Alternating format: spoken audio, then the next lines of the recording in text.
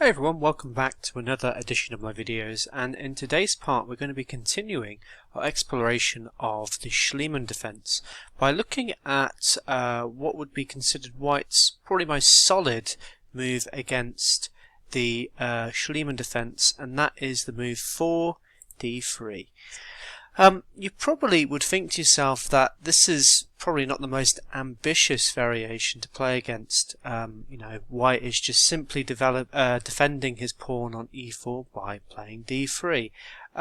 But it's by no means a bad variation. In fact, it's the second most popular way of handling the Schliemann defense.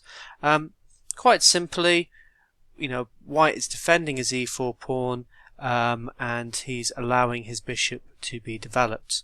The problem with this line, though, as you'll see, is we can get a lot of our thematic ideas quite quickly in the Schliemann with just the simple move f takes on e4. As I say, most of the variations, this is going to be pretty much our standard response to anything that White plays. We capture here on e4 immediately, attacking this knight on f3. We've now given ourselves this open e-file which will allow us to deliver some kingside attacks. So White can recapture. Bear in mind we've already had some positional advantages here, in the sense that we now have a 2-to-1 pawn majority in the centre. That's going to help us a lot in the endgames in the future. Knight f6. We're best at this point to try and develop our kingside as quickly as possible, but it actually, as you'll find out, being able to castle on the kingside when we do not have this f-pawn is actually a little bit harder than one would imagine. What we'll tend to do is in fact castle on the long side and then maybe play a rook onto f8 to then utilize this semi-open f-file. So typically White will want to castle as well. Seems to make sense. He's getting his king safe. He's getting another piece potentially into the game. Bishop to c5. We're now getting ready to potentially castle. However, White does have a tricky move here that he can play, and actually I would try and resist the temptation to want to castle.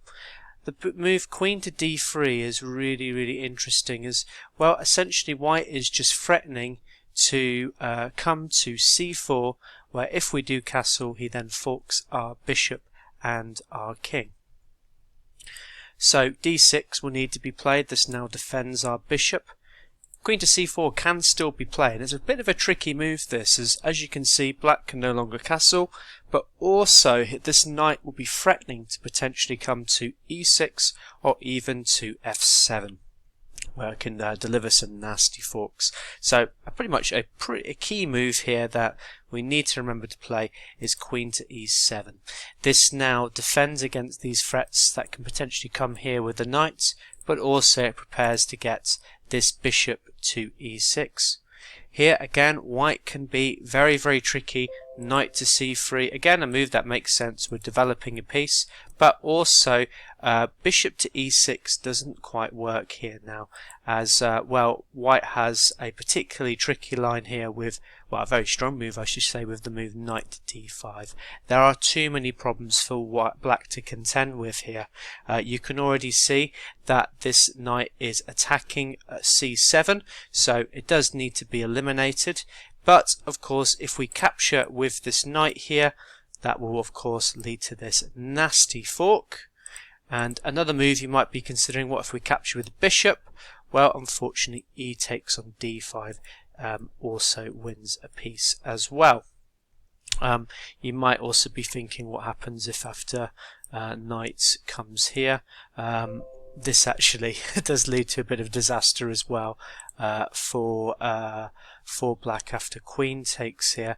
You could play a move like h6, but at this point we can now start crashing in. There's then this potential fork here. The king can still come to f7, but it's still a pretty nasty position to be in. White can keep delivering a flurry of checks. He's in fact the material is actually equal in this position, So maybe not as... Oh no, I tell a lie, he's up a whole minor piece. So yeah, totally forget what I just said there.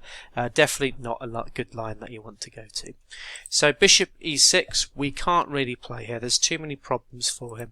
Instead, bishop to e7. It's bishop to d7. This now is removing the pin, and you know, this knight idea doesn't work as effectively now. So here the knight can still jump in, of course. It just hasn't got the same threats, but we can now start capturing a few things off. Series of captures. Knight to d4, really nice idea. So now forcing off the exchange of minor pieces. So bishop takes, queen takes. This knight can actually take on e5. Quite a tricky move, as obviously when we recapture this bishop will go. But now we have a very, very strong move here that, again, we just have to memorize, unfortunately, and that is the move queen to f5. If we do capture here, you might be wondering, well, this is just no good for black. You know, white has gone up a pawn, and really black hasn't really got all that much compensation for it.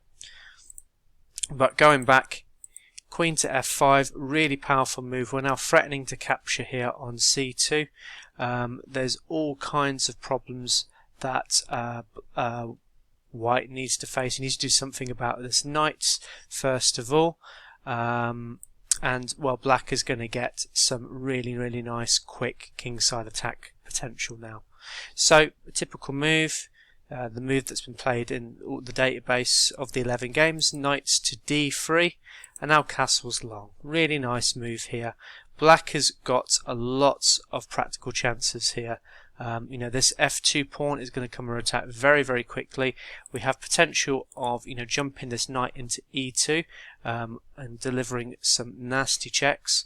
And well, black has just got a very nice position. You know, he can start rolling these kingside pawns down. He's actually got a minority pawn, and you know, white actually in fact has a few issues for himself. I'm going to quickly show you a game where in fact the knight captures here on c5. I'll just get up this game very quickly and just get to the points that white captures. So after these long castles, there was this was a game between two very strong masters. So you know, both 2400 players, probably just under grandmaster level. Probably imagine high level international masters.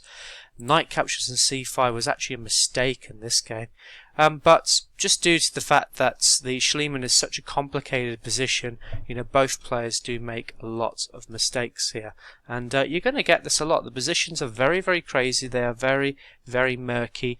You know, the games are going to be very much on knife edge. So there's going to be a lot of chances for both sides to make mistakes, and you know, even at this incredibly high level, you know, this is high international master level, you know, both players do make quite a few blunders.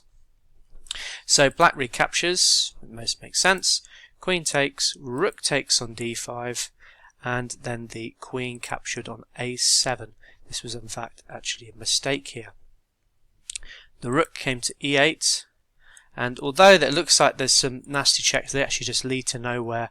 But the bishop came to e3, trying to exchange off a few of black's attacking pieces, but now black's attack really comes into full swing here, and well, has a very, very devastating threat now. Knight came to e2 with check, the king moved, and the really, really nice tactic here to pick up a queen, the move rook to a5. Fantastic move. This queen was, you know, being a bit cheeky, taking on a7, and as you can see, a nice simple tactic just to win the game.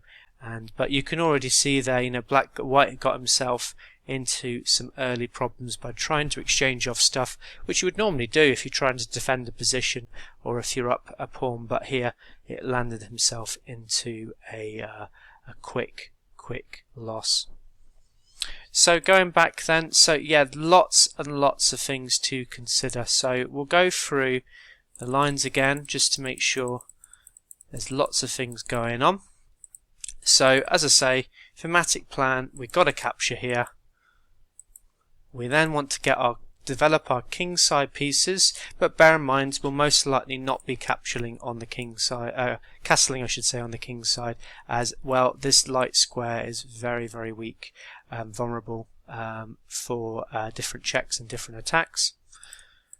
We then want to defend our bishop, and at this point this key move, queen to e7, this helps defend our position very comfortably and look towards developing our queenside bishop to then be castling long. This knight move counters that. We must play bishop to d7, we don't play e6. If this knight doesn't come to c3, in actual fact, yeah, bishop to e6 is a really good move, but of course this knight move does counter that option. We then have a few exchanges of pieces. White might try and do this tricky move, which attacks, sets up this tactic. But the key move here, queen to f5, we need to play this. We need to remember this. And if knight comes back, we then castle long. We've got some adequate compensation, in my view. We've got a lot of active pieces, and I think black is got a very, very nice game, despite the fact that he's actually down a pawn in this position. Okay, so I hope you enjoyed this video. I hope this was instructive in showing you some of the lines that can occur out of d3.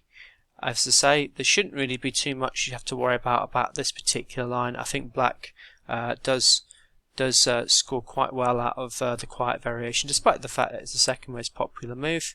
Just enjoy your kingside attacks, castling long, and I think you should do absolutely fine.